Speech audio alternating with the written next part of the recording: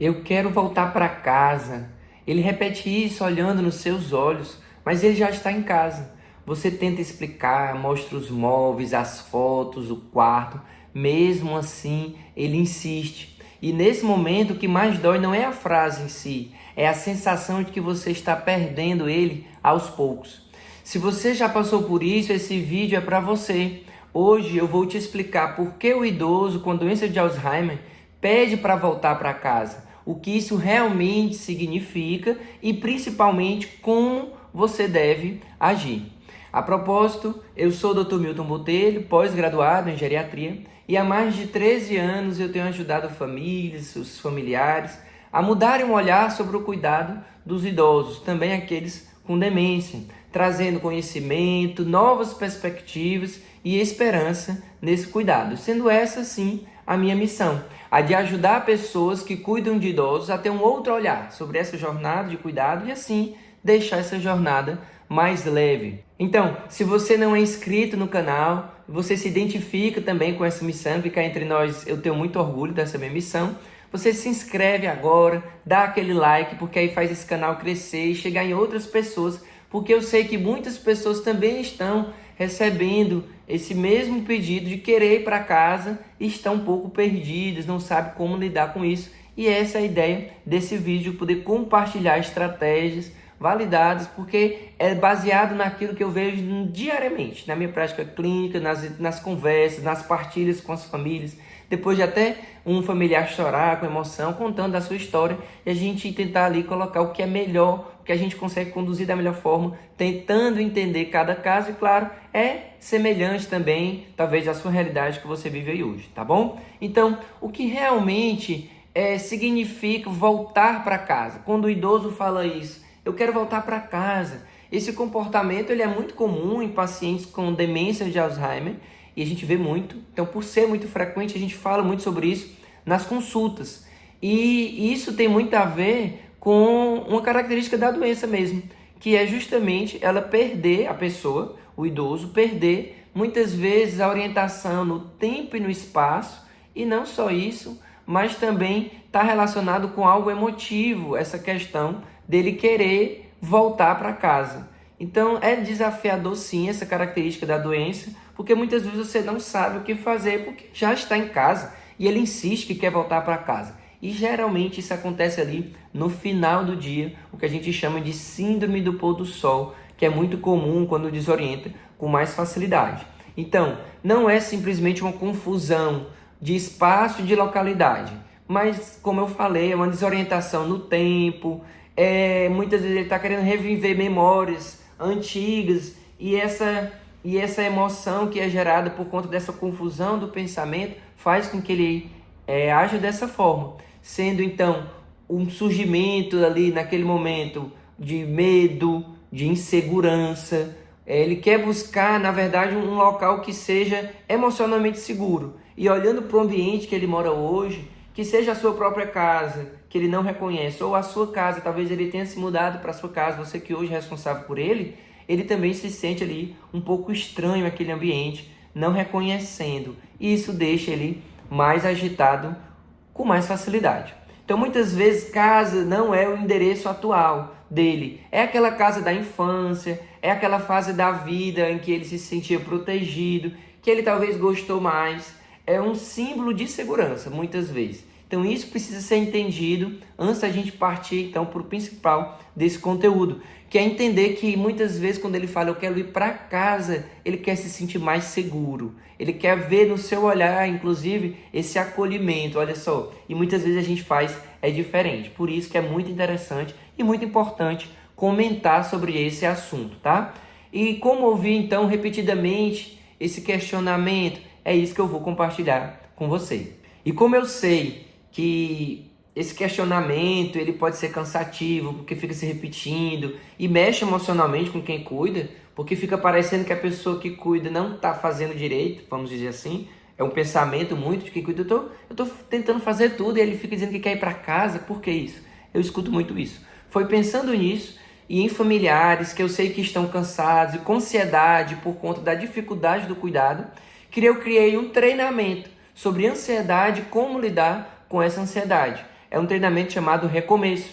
Esse treinamento você consegue ter acesso a ele no link da descrição desse vídeo. Se desejar, se você achar que faz sentido para você, então depois desse vídeo você vai lá, confere na descrição, clica no link, conhece o treinamento e aí você é capaz de acompanhar, crescer no autoconhecimento, entender quais são os gatilhos que hoje geram com mais facilidade ansiedade na sua vida, aprender a lidar com elas e montar estratégias para frente. É como se você se tornasse o meu paciente, porque aí você vai me acompanhar durante os dias, porque como ele é muito prático, tem exercícios que devem ser feitos a cada dia, então a ideia não é correr, não assistir todo de uma vez, assistir uma aula por dia, então você vai me acompanhar ali como se fosse meu paciente, viver os exercícios e montar uma estratégia para o futuro, para poder aprender a lidar com a ansiedade. Vale muito a pena, eu creio que você vai gostar.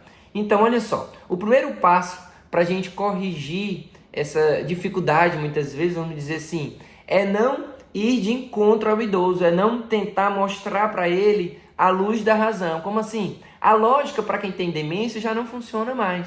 Então você tentar justificar de forma lógica, muitas vezes, ou a maioria das vezes, ou a totalidade delas, não vai funcionar. É preciso ser um pouco mais criativo, daí porque a gente precisa comentar sobre isso. Então não corrija ele assim de imediato, acolha ele primeiro, porque como eu falei agora há pouco, muitas vezes ele quer se sentir emocionalmente seguro. Então, erros comuns que a gente vê nas conversas com os familiares que cuidam é assim, mas você já está em casa, eu não disse. E muitas vezes é ríspido essa frase, e não deve ser assim porque isso não demonstra acolhimento. Você está confundindo tudo, nós estamos em casa, olha só, presta atenção. Frases como essa não vão ajudar em nada no acolhimento. Então é preciso ter cuidado para não afastar ainda mais. Isso aumenta a ansiedade dele, pode gerar ainda mais agitação. Talvez até naquele dia ele nem chegue a dormir por conta de mais agitado que ficou com, vamos dizer assim, com a forma como foi acolhido esse desejo, esse pedido dele. Em vez disso, você valida o sentimento dele, entra na emoção e não na lógica, como eu falei, porque a lógica muitas vezes não vai funcionar. Então entra na emoção, tenta entender, você é capaz de perguntar frases do tipo assim, você está se sentindo inseguro? O que foi que houve? Como é que eu posso lhe ajudar? Ou então assim, vamos sentar um pouco juntos aqui. E aí conta alguma história, ou deixa ele contar a história dele. Ou então você pode até perguntar detalhes. Me conta como era essa casa, que a senhora quer voltar. E aí vai contar como era e tudo. Aquilo dali já vai deixar ele um pouco com a sensação de acolhimento. E, inclusive assim, se ele permite ser tocado, você toca. Tem uns que estão agitados naquela hora, nem quer que toque no ombro. Mas assim, olho no olho, tenta sentar próximo. Ou então tá andando pela casa. Muitas vezes até já arrumou uma trouxa. Muitos fazem assim, ó. Coloca as coisas da conta dentro de um saco, dentro de uma bolsa. Bora, quero que me leve para casa. E aí os questionamentos de rebate disso é que você vai ter que ser criativo. E olha só, o mesmo argumento que você usou ontem, por não lembrar, hoje também muitas vezes funciona. Mas você vai ter que achar, daí tem a individualidade de cada um, qual que é o argumento melhor para o idoso ou para a idosa que hoje está sobre a sua responsabilidade, tá certo? Então assim, é tentar encontrar isso com calma. Eu sei que é difícil, como muitas outras tarefas são difíceis no cuidado do idoso, mas também é possível. E muitas vezes até diz assim, mas está tarde, olha só a hora, eu não consigo dirigir de noite. Então a pessoa que era capaz de levar para a gente lá nessa sua casa não está aqui agora. Então assim, vamos deixar para amanhã, a gente vai programar então. E a gente vai para a sua casa. Aquilo ali às vezes já acalma, deixa ele tranquilo, vai dormir no outro dia. Não recorda que estava pedindo para ir para casa. Então muitas vezes tem pessoas que são cadeirantes até, e aí na cadeira de rodas dá uma volta dentro de casa, se é um caso que tem espaço. Caso não, uma volta na calçada e volta para dentro da mesma casa, e o idoso fica satisfeito. E tem outras situações até que a pessoa tem carro, essa possibilidade, coloca dentro do carro, dá umas pequenas voltas e volta para a mesma casa onde vocês estão, e ele já se sente acolhido. Opa, cheguei em casa, você vai contando no caminho, nós estamos já perto, vai demorar não e tal. E aí já chega em casa e se sente como se tivesse retornado para casa. Então assim, é muito importante isso daí. E eu comentei até agora há pouco assim, que muitas vezes quem cuida vai morar na casa do idoso, quando não é assim a realidade, quando ele tem que se deslocar da casa mesmo onde ele morava. E às vezes essa confusão que você acha que ele está lembrando daquela casa, e às vezes ele está lembrando de uma casa da infância, porque está levando em consideração a questão emocional. Mas se for possível, quando o idoso ou a idosa muda da casa que ele mora hoje, porque estava só, não era mais possível, vai morar na sua casa, que o quarto dele seja muito parecido com o que era antes. Ou seja, a cor da parede, a cômoda que ele tinha a cama. E eu já ouvi relatos de pacientes que toparam isso quando me questionaram: doutor, não dá mais, a mamãe não consegue morar só, vou levar ela para morar na minha casa. E na consulta depois, de segmento, de dizer: doutor, deu super certo. Os móveis do quarto dela eu levei, eu reformei lá em casa. Ela acha que está na casa dela. Ela não ficou agitada. Olha só que maravilha. Por quê? Porque replicou, levou mais ou menos como era o quarto para o outro ambiente. A mesma cômoda, o mesmo guarda-roupa, a mesma cama, o mesmo ventilador, a cor da parede, que é muito semelhante. Tentou replicar o quarto de anteriormente e aí a pessoa se sente acolhida, se sente em casa. Vai diminuir muito o risco de ter agitação. Então é importante a gente ter em mente que o foco não é corrigir a memória, porque isso não vai acontecer, é acalmar a emoção, acolher, tentar achar ali um ponto de equilíbrio onde ele vai se acalmar, até para conseguir dormir, tá? Então, se você já passou por isso, se você encontrou alguma estratégia que deu certo, comenta aqui nesse vídeo como foi que você fez, conta aqui um pouco da sua história. Eu leio todos os comentários dos vídeos, então eu vou ler também a sua história, vou comentar em cima do seu comentário. Quando a gente comenta, a gente ajuda a abrir os olhos de outras pessoas que estão passando por situação semelhante, e aí acaba que, opa, essa é uma dica maravilhosa, eu não pensei nisso, eu não tinha feito assim, e então você consegue ajudar também outras pessoas com o seu depoimento. Então, coloca aqui esse comentário que vai ajudar com certeza outras pessoas. O segundo ponto, que é bem importante, é porque isso acontece no cérebro de quem está com demência, com a doença de Alzheimer. As áreas responsáveis por a orientação do espaço, pela memória recente, a percepção temporal do tempo, do espaço, elas realmente ficam afetadas. Daí porque quando a gente vai diagnosticar demência, a gente não leva somente em consideração a memória recente. A gente tem que ver outras áreas da cognição, outras áreas do cérebro, outras funcionalidades que também ficam alteradas para a gente conseguir bater o martelo, fechar diagnóstico, lógico, também com exame de imagem, exame de sangue, para tentar corrigir tudo que precisa ser corrigido, mas a gente entender que as medicações, inclusive hoje, que a gente tem como possibilidade de desacelerar o processo, a gente consiga ver benefício nisso. Então, essa mudança realmente ela acontece e elas ficam comprometidas, essas áreas do cérebro, fazendo com que, por algum motivo dessa desordenada interpretação, vamos falar sempre que realmente é o que acontece, naquele dia o idoso tem um desejo de ir para casa. Não acontece todos os dias, mas em alguns casos acontece repetidas vezes. Por isso que a estratégia ela pode ser repetida outras vezes, com acolhimento, com outro argumento, falando: não, nós vamos amanhã, pois nós vamos se organizar, tem que ser de dia, porque uma hora dessa a estrada não é legal, é perigoso. Então você vai dando ali argumentações que vão funcionar para a realidade do idoso que você cuida, tá? Então essas áreas, elas são sim ligadas às memórias antigas, essas áreas mais afetivas, e elas permanecem preservadas por mais tempo.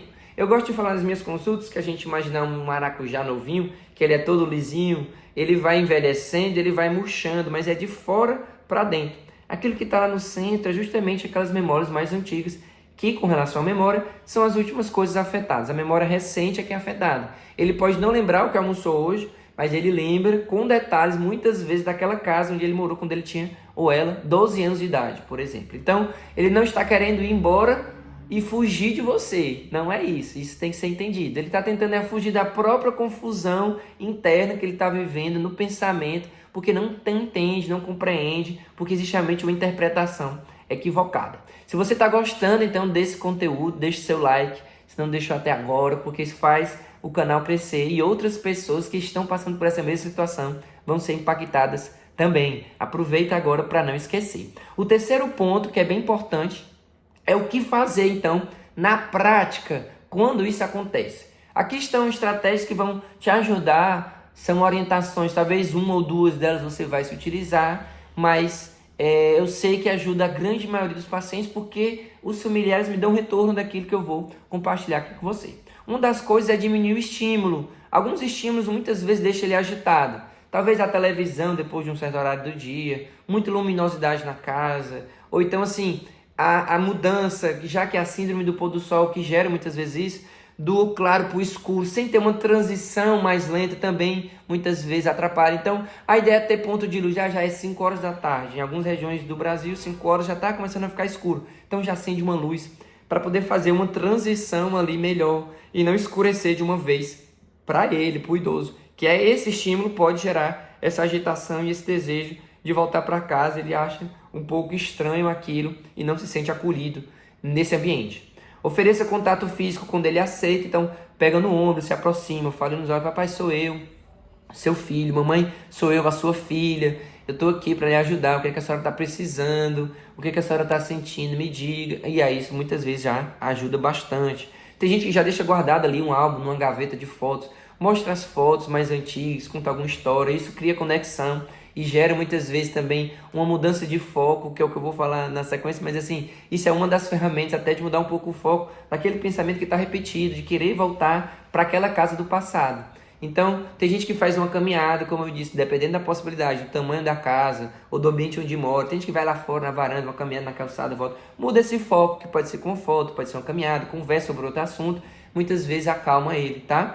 E você pode direcionar essa atenção para outra atividade que não seja a que ele estava fazendo agora há pouco, que porventura gerou ali algum pensamento alterado, um insight ali de, pô, eu quero ir para minha casa, que não é minha casa, né? E esse questionamento tá, às vezes, né, talvez esteja ligado a alguma atividade que ele estava fazendo agora. Então, muda o foco, pode colocar uma música, enfim, a gente pode tentar mudar a forma de fazer, tentar estratégias diferentes até encontrar aquela que dá certo. O segredo, então, é direcionar com afeto, é direcionar com atenção, carinho, de uma forma baixa, e não ser ríspido, como eu comentei agora há pouco, nas principais estratégias que as pessoas tentam dizer: mas eu já disse, nós estamos em casa.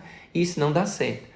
Isso confunde muitas vezes mais o idoso, ele se sente ainda mais acuado. A gente tem que acolher. Então, talvez essa seja a estratégia que esteja faltando hoje aí na sua realidade, de acolher mais para conseguir ver a mudança dessa realidade que é tão comum, esse desejo de ir para casa que se repete às vezes dias seguidos e a pessoa fica perdida sem saber o que fazer, tá? Agora, se você ficou se perguntando sobre outras situações que também se repetem como essa e que estão muitas vezes relacionadas e são tidas como teimosia, eu explico nesse outro vídeo que eu deixo aqui, justamente a você aprender a lidar com teimosia. E lembre-se, você é o porto seguro do idoso que você cuida, não apenas o filho ou o cuidador dele, tá certo? Um grande abraço, a gente se vê no próximo vídeo, que Deus abençoe a sua luta.